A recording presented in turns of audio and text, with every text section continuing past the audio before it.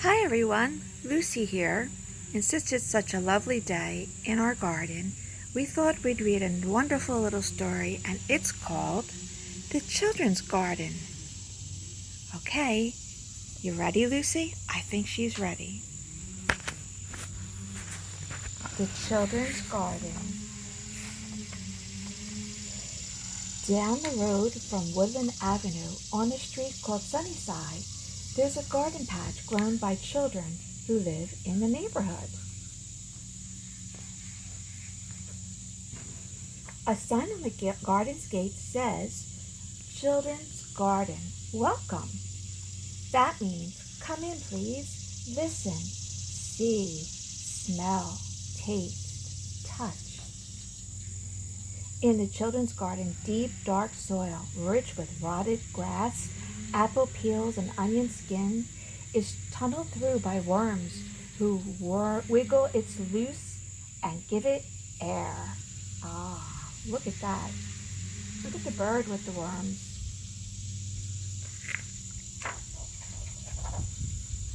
In the children's garden, well-worn tools, rows of spades, rakes, and hoes are used. Scratch, scratch, to turn, to pile, to dig in the soil, making mounds and holes. In the children's garden, all sorts of seeds, round, brown, plump, white, flat, black, are scattered or dropped one by one, then covered by hands that pat, pat, pat.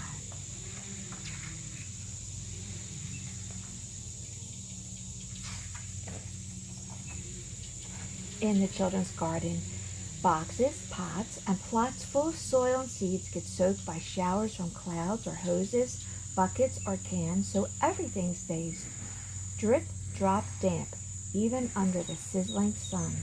Boy, it looks like they're having a lot of fun here, doesn't it? They've got chocolate mint and peppermint and lemon, carrots. In the children's garden, tender sprouts pop out of soil, earthy beds, slim stemmed with leaves and tubes, are small yet strong enough to stretch their green toes up and their root toes down. In the children's garden, cornrows, strawberry clumps, lettuce groups, tomato clusters, sunflower stems, zucchini jumbles, green bean tents grow, forming patterns that fill the spaces with leaves and flowers, fruits, and vegetables. In the children's garden, children call each other. Listen to those crows, yak, yak. Well, talk back. Tell them to stay out of our corn. Look how everything's growing. Look at the shape of this funny tomato. It's like a clown's head with a big red nose. Smell the peppermint I grow. Rub it with your fingers. I like to chew it. Whew, pulling weeds is hot, hard work. Look how hard they're all working. It's cool inside the bean tent. Let's take a rest. Wow, they look like they are having so much fun in here. Did you see the yellow bird? Look at these sunflowers. In the children's garden near the gate, dust-dappled children carrying brimful baskets home stop for a moment to watch while sunflowers do an evening dance, nodding their shaggy heads and rustling their leafy dresses. On the gate, the sign still says, Children's Garden, welcome.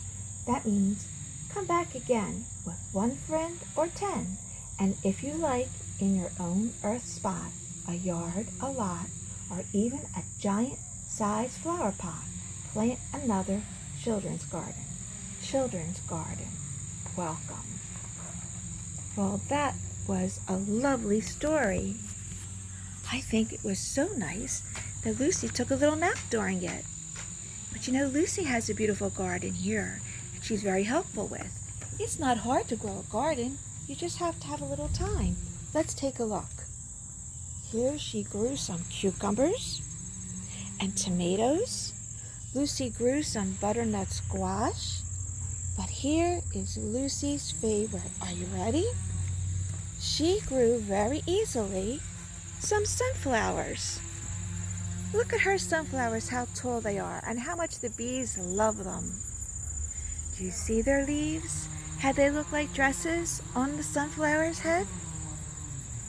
Well, we hope you enjoyed your day in the garden with Lucy, and you take your time to plant some.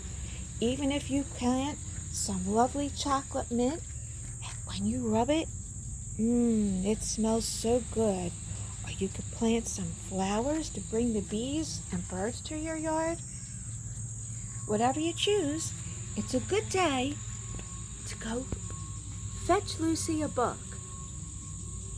Good job, Lucy. Good job.